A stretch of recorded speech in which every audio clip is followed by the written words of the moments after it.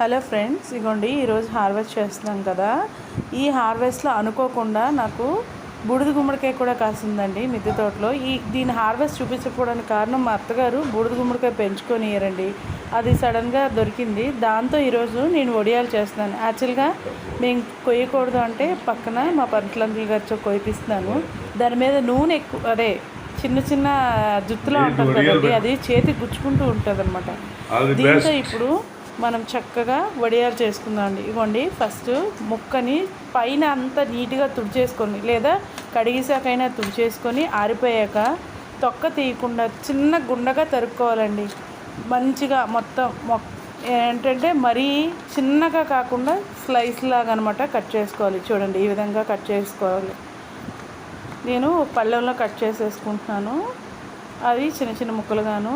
పెచ్చు మాత్రం తీయకండి. పెచ్చు తీస్తే ఇంకా ఆ వడియాలు పెట్టుకున్న టేస్ట్గా అనిపించవు అనమాట. మనకి మెయిన్ దాని పెచ్చు, దానిలో ఉండే గింజే దీనికి అన్నమాట టేస్ట్ అనమాట. ఇగోండి, ఇదంతా కట్ చేసేసుకున్నాను. ఇగోండి, ఈ మాదిరిగాను ఇగో ఇలా పొడుగ్గా సన్నంగా ఉండేటట్టు చూసుకున్నాను అనమాట. కట్ చేసుకున్న తర్వాత అంతటినీ ఒక దాంట్లో పెట్టేసుకుని ఇగోండి చూడండి, నేను గింజలు కూడా ఉంచుకున్నాను. గింజలు కూడా తీయలేదనమాట. అదే విత్తనం అండి, విత్తనాలు కూడా తీసి పడలేదు.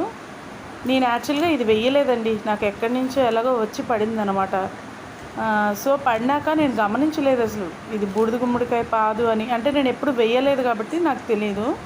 సడన్గా ఒకసారి కాంపౌండ్ వాళ్ళు, అదే టెర్రస్ మీద ఉన్న కాంపౌండ్ వాళ్ళు దాటి అవతల వైపు వచ్చిందండి కాయ.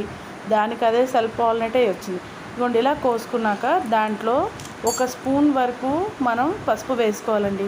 అలాగే ఉప్పు కూడా సరిపడంత ఉప్పు వేసుకోవాలి. ఇదిగోండి, నేను ఒక చిన్న టేబుల్ స్పూన్ పసుపు, ఎందుకంటే అది పెద్దది కాదండి, నాకు ఒక మాదిరిగా నా చెయ్యి 2 చేతులు కలిపేంత ఇప్పుడంతలాగా వచ్చిందనమాట. ఇదిగోండి, ఇంత అయింది.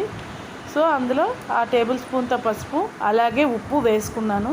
చూడండి, ఇలా వేసుకుంటే అప్పుడే చూడండి దీంట్లోంచి వాటర్ అంతా సపరేట్ అవ్వడం మొదలుపెట్టింది. బాగా కలిపి పెట్టుకుంటే వాటర్ అంతా సపరేట్ అయింది. దీన్ని ఇప్పుడు మనం ఒక గుడ్డలో వేసుకోవాలండి. తెల్లని క్లాత్లో వేసుకొని గట్టిగా మూట కట్టుకొని దాని మీద ఒక బరువైంది పెట్టుకుంటే తెల్లవారింటికే మనకి వాటర్ అంతా దాంట్లోంచి వచ్చేయాలండి. ఇదిగోండి, నేనైతే ఒక పళ్ళెంలో ఒక గిన్నె పెట్టి ఇది మూట కట్టుకొని ఆ గిన్నె మీద దీన్ని పెట్టి అగోండి రాయి ఒత్తి పెట్టానండి.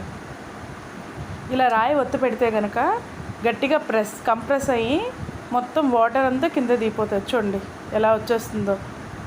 అందుకు ఇలా పెట్టుకున్నామంటే మనం ఇది రాత్రి ప్రిపేర్ చేసుకొని తెల్లవారికి ఉంచుకుంటే మనం తెల్లవారి వడియాలు పెట్టుకోవచ్చు. దానికి నేను ఒక కాయకి పావు కంటే కొంచెం తక్కువ మినపగుళ్ళు తీసుకున్నానండి. అవి 2 టైమ్స్ కడిగేసి దాన్ని నానబెట్టుకున్నాను అనమాట.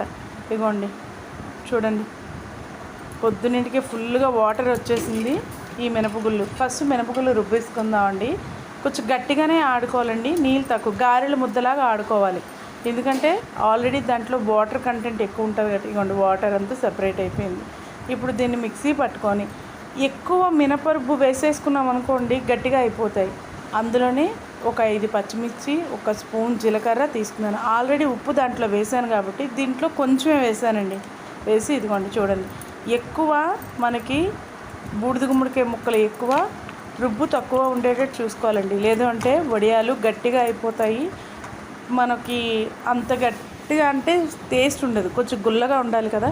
ఇదిగోండి, అలా చేసింది రుబ్బి కలిపిందంతా నేను ఒక తడి క్లాత్లో పళ్ళెంలో పెట్టుకొని, ఎందుకంటే నాకు బయట మీకు తెలుసు ఆల్రెడీ నేను టెర్రస్ గార్డెన్లో పండించే ప్రతి ఒక్కటి ఉడతలు పక్షులు తింటూ ఉంటాయి కాబట్టి నేను క్రిందే పెట్టినాను. ఇదిగోండి, ఇలా పళ్ళెమంతా పెట్టుకున్నాక దాన్ని ఒక 2 డేస్ మంచిగా ఎండలో పెట్టుకుంటే కనుక మనకి వడియాలు రెడీ అయిపోతాయండి. ఇదిగోండి, నేను ఇలా పళ్ళెమంతా పెట్టుకున్నాను. దీన్ని నేను ఈ ఎండలో బాగా ఎండబెట్టాక ఇదిగోండి, మనం పప్పు సాంబారు చేసుకున్నప్పుడు ఈ వడియాలు వేయించుకుంటే కనుక సూపర్ టేస్టీగా ఉంటాయండి. వాటితో తింటే కనుక ఇదిగోండి నేను వేయిస్తున్న బాగా ఆయిల్ మరిగాక కొంచెం లైట్ సిమ్లో పెట్టుకొని వేయించుకుంటే లోపల వరకు బాగా ఫ్రై అవుతుంది. మంచి టేస్టీగా ఉంటాయండి. నేను ఫస్ట్ టైం ట్రైల్ వేస్తున్నానండి ఈ గుమ్మడికాయ వడియాలు. అనుకోకుండా వచ్చిన నా మిద్దె తోటలో బూడిద గుమ్మడికాయతో నేను చేసిన వడియాలండి. నా వీడియో కనుక నచ్చితే లైక్ చేయండి, షేర్ చేయండి.